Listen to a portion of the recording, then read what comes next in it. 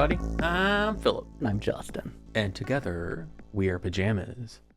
And we are going on to the next episode of Doctor Who, Season 5, Episode 9. It's been a minute since we have been able to watch anything due to allergies and sinus colds. And so apologies in the video, especially to the patrons during the full reactions if ever need like an itchy nose or anything like that. Because not the last one, but the two before that, my nose was itchy the entire time. And I'm just like, focus on the episode. Focus on the episode. Oh my God, my nose itches. He has very strong willpower. It was like trying not to itch it, but also concentrate. But speaking of concentrating on things, episode 9, we get to find out what happens with the Homo reptilians and the Homo sapiens, the impending possible war that probably is not going to happen. But as we talked about in the last episode, how is the Doctor going to resolve this? Because they have what they think is a bargaining chip with one on the surface.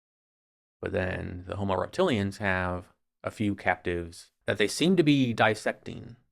So Amy's got a knife coming at her, and then the other guy has already been cut open. So yeah, we'll see what's going to happen in this one. Are you ready? Yes. All right. Without further ado, let's get into it.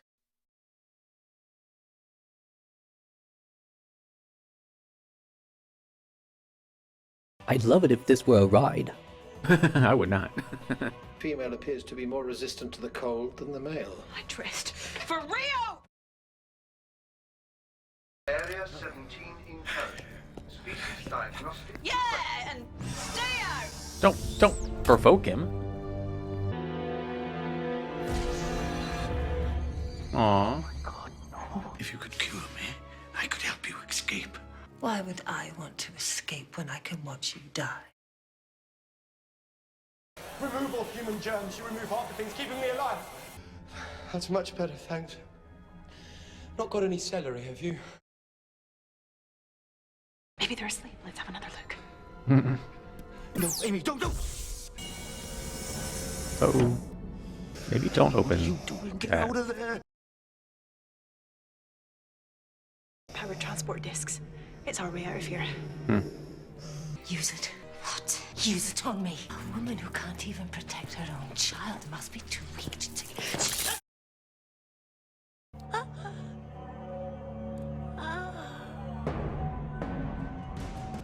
Oh. Ooh, lovely place. Very gleaming. This is our court. You're covered both ways, so don't try anything clever, Buster. Okay, sorry. This rescue go didn't live up to its potential.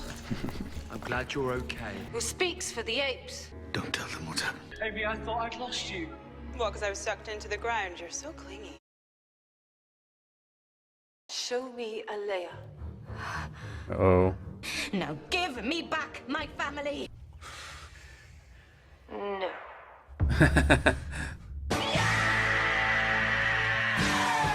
Listen, whatever you want, we'll do it. Amy! Don't do this! No! You want to start a war while the rest of us sleep, Restak? Uh-oh.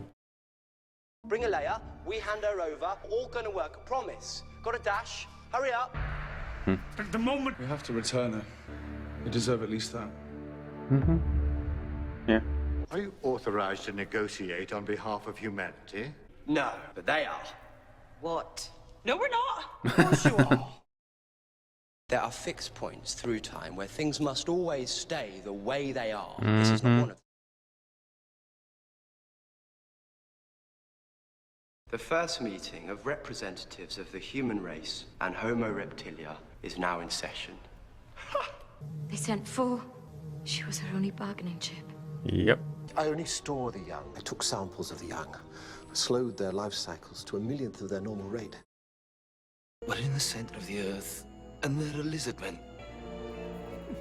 Hi. Wow. And we've got a planet that can't already sustain the people who live there. And you want to add a whole other species. We can bring new sources of energy, new methods of water supply, new medicines, scientific advances. That's not right. Uh-oh. Rory! Something's wrong. What did you do? When you talk about this, you tell people there was a chance, but you are so much less than the best of humanity. Hmm.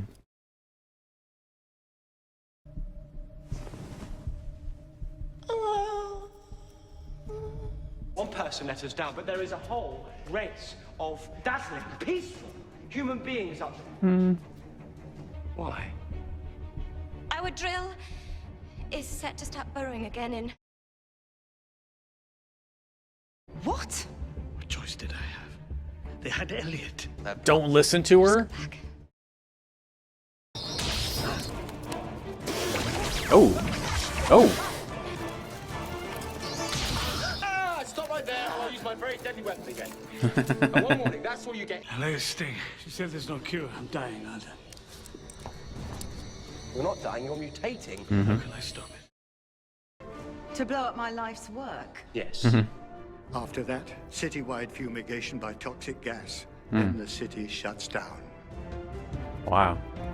The Earth isn't ready for us to return yet. No, 10 minutes, Doctor.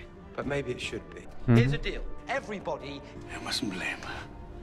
She only did what she thought was right. You be sure he gets home safe. This is my fault. Yep. I can't go back up there. I'm not coming either. What? I've got what I was digging for. I can't believe I've only just found it. Immediate evacuation. Other way, idiot! Toxic fumigation is about to commence. 5 minutes and counting. Not here. Not now. Oh shit. It's getting wider. Doctor! I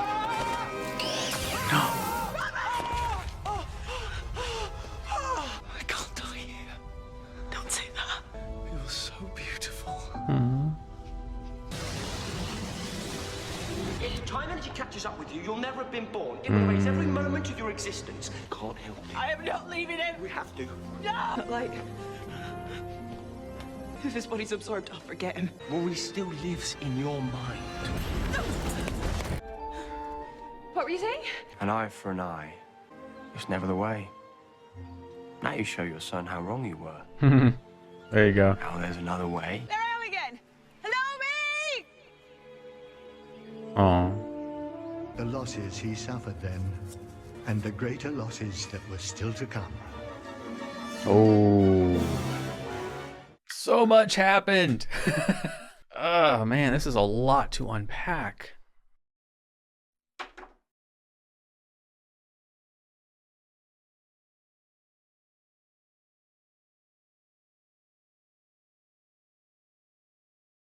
So are we to think the TARDIS exploding caused the crack? That it's caused maybe because it's gonna be like a paradox, like Amy's there to cause it, which is why it follows her. Maybe. Maybe they do something to try and save Rory, and that messes with things. And It's possible. I don't know, like, because he was absorbed into it, so one would think that the Doctor would want to go into it to try and save him. Because now we're stuck in this moment where Amy doesn't remember, but the Doctor remembers everything. Yes. Maybe, though, the ring may help to bring back the memories. Maybe, yeah. After all, it's what heirlooms are for. Yeah, that's true. Yeah. So maybe it being where it was put on the TARDIS, we kind of intimated that it was foreshadowing of some kind. So maybe that's it. There must be something special about that ring. Yeah. I can't believe that, well, believe in the way that, like, I can believe Rory's dead, like, obviously. But I can't believe in the story he's going to stay dead. It seems, to me, this just kind of, we're turning that corner because we have, 10, 11, 12, 13, 4 more for the season. We've usually said in the past, when it gets towards the end of the season, obviously we start steering towards the end game for that season. And I think I'm hypothesizing. I'm thinking that Rory's death is the catalyst for everything that's happened up to now. Like retroactively with the crack. Because them pulling that piece of the TARDIS out, even before those last 5-10 minutes, there was still a lot going on. We had the stupid apes on the surface with a stupid female ape on the surface. Mm-hmm. We had Olea wanting to die. She wanted war, just like her sister. Like, they were war hungry. She thought that it would be an honor to die for her people and that she would bear witness to the beginning of the end of humanity. Yeah. And then the scientist guy, Reptilia guy, awakens the elder, who puts a stop to it, and they're trying to find a peace between the Homo Reptilia and the Homo sapiens. They were getting there. But stupid Ambrose. And then it was just interesting because I wondered how they were going to solve it. They did solve it, but it wasn't like the tied up with a bow resolution that we usually get. Yes. Instead of a solution, it's another intermission. Yeah, kind of like a band-aid to the problem for Yes. now. Yeah. Simply a delay of 1,000 years. Yeah. Do you have any thoughts on anything? What happened? What we saw? It reminded me of Planet of the Apes. Mm-hmm. Yeah. 2 different species claiming the planet. Mm-hmm. Each of them hunting each other. Mm-hmm. And of course, both sides giving actually very good points on their claims. I did think it was kind of ironic that the Homo Reptilia burrowed underground because they were afraid another planet was going to come into contact with Earth, and it was just the moon. Like, dang. Imagine the moon didn't exist, and all of a sudden it appeared in the sky. And all the people out there who listen to the news like little zombies, being told what to think and how to feel and how to act, and being panic-ridden. I think another planet is going to come in contact with us, and actual intellectual types who actually use their brain being like, it's a moon. Settle down. It does actually bring up a very interesting protocol that maybe it's something that should be considered, that if whatever reason the surface becomes uninhabitable, maybe there should be an underground place for dwelling. Well, there probably is, but we're not rich enough or powerful enough to know about it. Do you really think Elon Musk is going to just perish on the surface of the earth if something happens? He's on track to be the world's first trillionaire. He could buy the planet if he wanted to. He's going to make Umbrella. So there you go. Well, I'm sure that there are probably some experimental underground bunkers that are being used as a sort of prototype for a whole underground city. Yeah. Oh yeah. Like, remember, spoilers incoming for American Horror Story. When we watched the American Horror Story where they all lived underground when the nuclear war happened. Like, the first half one was good before it got garbagey, which is kind of a theme with the show.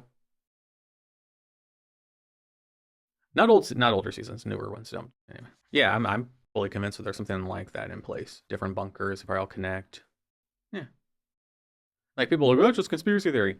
Maybe, yeah, it's a theory, but why is it out of the realm of the imagination that, like, the wealthiest people are obviously all about self-indulgence? What's more self-indulgent than staying alive? So why not continue that for your bloodline and for, your family name and all that and your fortune? There are totally underground bunker things. There totally are. Or if there aren't, there should be. Oh, there are. If people in Montana can build underground panic room things, the wealthiest of the wealthy have elaborate things, and they do. There's the fucking doomsday plane. So if that exists and we know about it, what do you think we don't know about? A lot. There's a expert segue coming in. Speaking of things we don't know about, where do we go from here? Because I said Amy doesn't know. The doctor does know. Like, what's the next episode have in store for us then? Rory's not here anymore. And I'm glad that in going back and editing, like I've said in the mid-season thing and I talked about in the last episode, that I've had a chance to really appreciate the dynamic. I think he really did help solidify the relationships. So him being gone isn't as doom and gloom to me as it may have been had I not kind of retroactively, through the editing and watching the episodes again for myself as I'm editing, I see little things. If I was still in that mindset, this happening would have been like, oh no, oh God, what now? As far as like, how the Doctor companion felt. I'm fine with that now. So now it's just like his omission. What does it do now? Because he was a very key part to the story, even though he was only here for a couple episodes, and especially in the Dream Lord one, when Amy finally realized what she wanted. To go from you lost quite possibly the love of your life to then forgetting. But the Doctor knows. The Doctor remembers being in Venice. The Doctor remembers the Dream Lord stuff. The Doctor remembers Amy making that choice. So the Doctor remembers having that conversation outside the building with Rory where he's like, I need you on my side, when Amy was taken under the earth. So the Doctor knows and understands the relationship that Rory and Amy have. Amy has forgotten because he's been wiped from existence. But I am wondering if it's very much like a Thanos snapping his fingers thing, where everyone disintegrates, but they're not erased forever. They're just stored somewhere for a little while.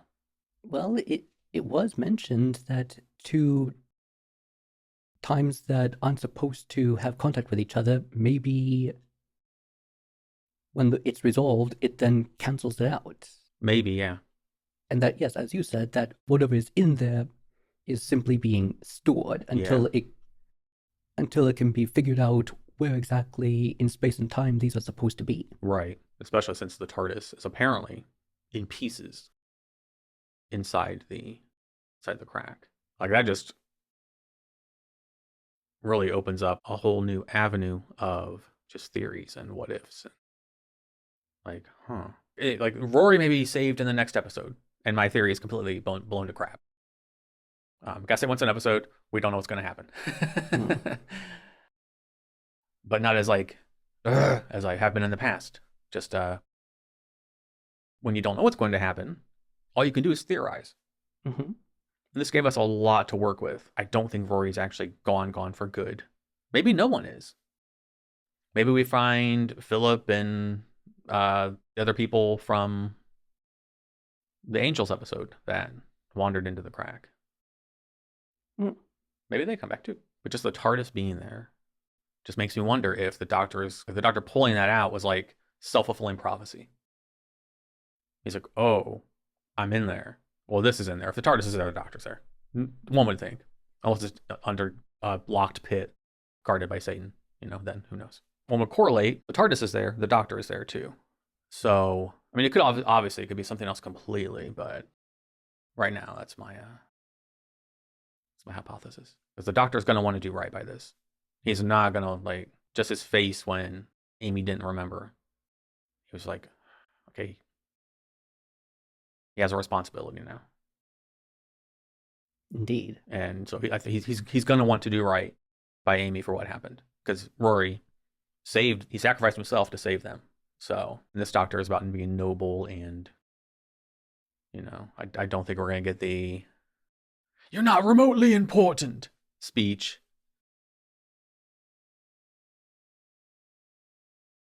So yeah, that's my hypothesis for now. I could be proven wrong in the first 5 minutes of the next episode. I don't know, but I do not believe that Rory is dead, for good, and I think it might be like a Thanos thing. And I think that the Doctor is the catalyst for the crack, because they're going to go back and interfere with something's going to happen. They brought up fixed point in time again. So maybe, because I've said in this season many times that I think Stephen Moffat is undoing a lot of the damage that RTD did in various areas. As far as the Doctor, the portrayal, some bits of storytelling. I said before, I like RTD's storytelling a lot. The man can put together a long story with little hints and a fantastic end game. We plant seeds and they sprout and they grow. And we're like, holy shit, this is awesome. Look at these plants. They're fucking great. But we don't know what Moffat can do. But, from making the Doctor less emotional, more logical, more alien feeling. So I'm wondering, some more questioning. Is Stephen Moffat going to do another fixed point in time that actually has consequences now? Because that had to be if you're a storyteller and the Doctor fucking with a fixed point in time is one of the most severe things as a Time Lord he can do. Mhm. and he suffered no consequences for it. He didn't die because of that. He died because he saved Granddad. After telling him he wasn't important and then having a mood swing and saying it was his honor to do it, and then having his 5 million year long goodbye speech. The doctor is just erase. No, go away, Tennant. He's so self-indulgent. I'm wondering if that's going to be the case now. Are we going to correct something else that I think was a huge error? Because I've conceded at this point we're not going to address that issue at all. We're going on to episode 10 of season 5. We have not touched Waters of Mars. The fixed point, when people have argued that him doing that automatically doomed him to death, and that the Ood were coming to, I never saw, if that was the case, they did a poor job of relaying that message. Because it just seemed to me that the Ood were like, hey, we need your help. So bring it back to this story, or this season. I'm just wondering if this is going to be another fixed point that the Doctor has to mess with, which causes that crack. And the explosion is whatever happens, blows up the TARDIS. They escape somehow because it's Doctor Who. It can be, the guy who's dead now. It's not the title of the show. It's Doctor Who. So we need a doctor. I'm hoping that whatever happens isn't going to make Matt Smith's Doctor sacrifice himself, and he explodes in the TARDIS with the TARDIS and then regenerates in someone else. I would like at least another season with him. I'm just now I'm like very comfortable with Matt Smith's Doctor. I like him a lot, and it took a while, but I've grown to appreciate his portrayal of the character. That's kind of like little. That's the thing, isn't it? For all the Whovians out there, when you find a Doctor you like, it has to end eventually, and you're just like hanging on, like, please don't go, please don't go. Hanging on to their leg, like, no. We'll see though. We'll see. Shall we go to the notes? Sure, I've rambled on so long. Philip's notes. So Olea's on the surface, and she's been offered to, the gentleman who has been poisoned, who is transforming, which is what I thought. Especially when they asked, why aren't you dead yet? Like, because he's turning into one of them. Also, forgot to mention, really good job on the makeup effects for the reptilians. That was really, really good. So props to the makeup team. The guy who's poisoned offers, if you help me, I'll help you get away. Help you escape. And she says, why would I want to escape when I can watch you die? I loved how, like, no pun intended, cold-blooded. And no pun on the title. But I love just how cold-blooded Alea was. Like, she was like, it's one of those, like, death is an honor, as we were talking about. I thought it was a really cool line. Then the Doctor is being decontaminated down below, and he says something to the effect of, if you remove all human germs, I'll die. Yes. Huh. Interesting. Which could be an indicator of how his transformations occur. Possibly, yeah. I thought it was a little ironic that if Amy and Mo, I think his name was, if they had just stayed there, then they would have been reunited with the Doctor and Nazarene. That's where they were taken. So if they hadn't escaped and just stayed there, they've been all reunited together. There you go. And then stupid Ambrose has the taser thing, and Alea's like, use it on me. Like, I love that she was just so hell-bent on causing this war that she was willing to die to bring it into existence. I wasn't aware that a taser could actually kill someone. I assumed that it simply left someone unconscious. Yeah, same. Maybe being cold-blooded and being reptilian, maybe it's different. Or maybe there's a setting on the taser. Yes, death setting. I don't know. Yeah, I thought the same thing. Then stupid Ambrose kills Alea. I'm like, well, now you're fucked, dummy. I just wanted my son back. That was your logical fucking solution? Kill the only bargaining chip you have? Who cares if she wants to die? Like, I thought she would talk. She wants to die. She's saying, use it on me. Please use it on me. She's practically begging for it. Yeah, she is begging for it. Like, stupid Ambrose. Yeah. And then we have her sister, Restak. Oh, she was the same person. Oh, I didn't know that. Alea and Restak were the same person. Good job, Nev McIntosh. Very impressive. I did not realize you were the same person. Also, good job on the makeup. But yeah, Restak says, show me a Leia. Well, they can't, because stupid Ambrose. The doctor's like, yes, it's okay. Everyone stay calm. And I'm like, well, you don't know. Just wait. We referenced it. Restak is about to execute everyone. Yes. And then we're stop. And the elder walks in. And it's like, okay. She's like, you have no authority over me. And you're just the military. Like, oh, go ahead. You were going to say something? Actually, I think that he is. Yeah. Isn't it funny how, like, there's so many socio-political things in Doctor Who we could talk about. And this one is just the interesting idea that the military can act like the government. And it shouldn't. It shouldn't, because rarely does a militant force have the people's best interest in heart. But then again, neither does our government. So I guess it's one and the same. I found it interesting that she mentioned that it was a tribunal, but she was the only judge. Where are the other two? Yes, exactly. Are they inside that huge head of hers? No one's head is bigger. No one's head is bigger than David Tennant's in the blue sphere. No one's. His whole face was the damn thing. It's appropriate. I'm not going to let that die. But it's a good call on the tribunal. I missed that. So, yes, you were 100% correct. Then the doctor's trying to make this, this peace summit between the Elder and Nazreen and Amy to try and see if they can coexist. I'm like, no, you can't, because humans are fucking stupid. There's no way. Well, what I would wonder is, how are they going to first explain that underground there is this other species of being, and they've been here for thousands of years? Yeah, they were here first. Yes, somehow they're going to have to explain that to people that for the first time that they're going to realize that they exist. And by the way, they're going to be sharing this planet. Tell me, they come back to the surface. They try to relay this information. All the people, we're being invaded with us. Human rights. And then we go to war because people are fucking stupid. Stay down below. You'll be safe there. Humans are fucking stupid. We are just dumb. We're hurted easily. We have to be told what to think, what to believe, how to believe it. There's no logic. Reactionary.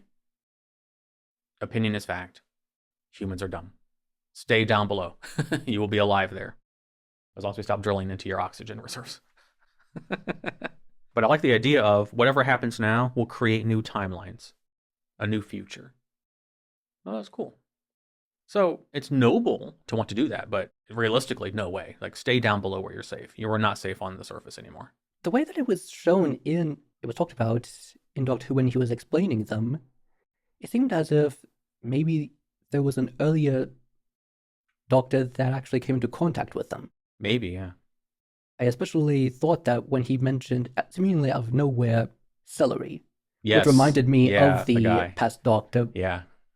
That maybe this is somehow a tribute to that one episode from a long time ago. Well, it's definitely a callback. But yeah, I wonder if that doctor, specifically during their season or seasons, came into contact with a race like this. Not the same, like the doctor said now, but a race similar in the past. Because he said he came into contact with a race like this similarly. Yes. So like you were saying, I wonder if it was that doctor that did. So if so, cool not only to make that callback, but also cool to update it.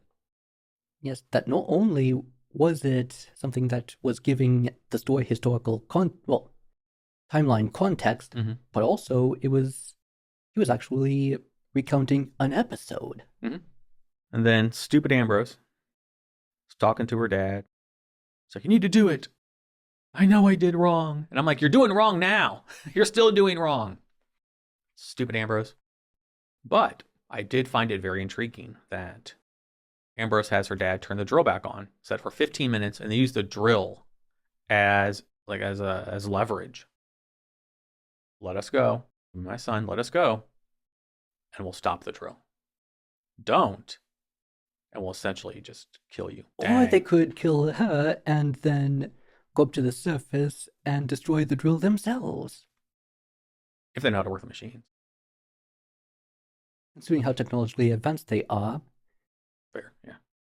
it's probably very simple after all.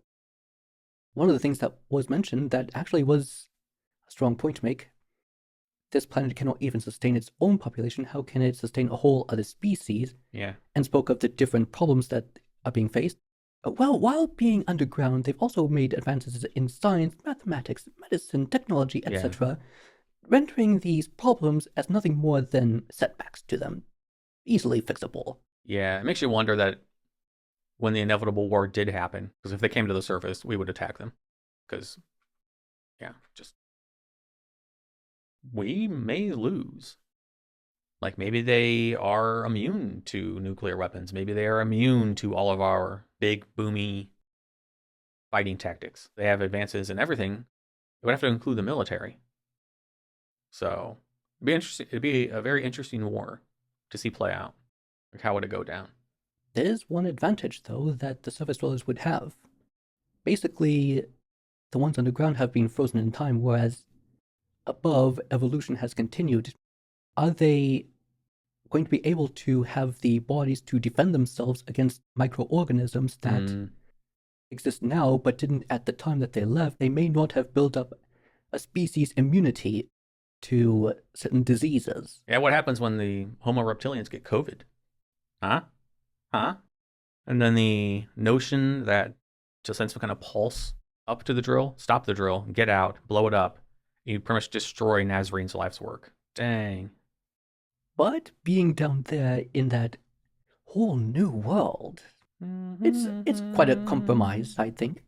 Well, yeah, she says, I've got what I was digging for. So, fair. And then some. Yeah, no shit. Then Rastek comes back, because she's been poisoned. Because they set off the fumigation, everyone went to their cryopods except for her, because she was, die by honor, her idea of honor, just like her sister, who's also her.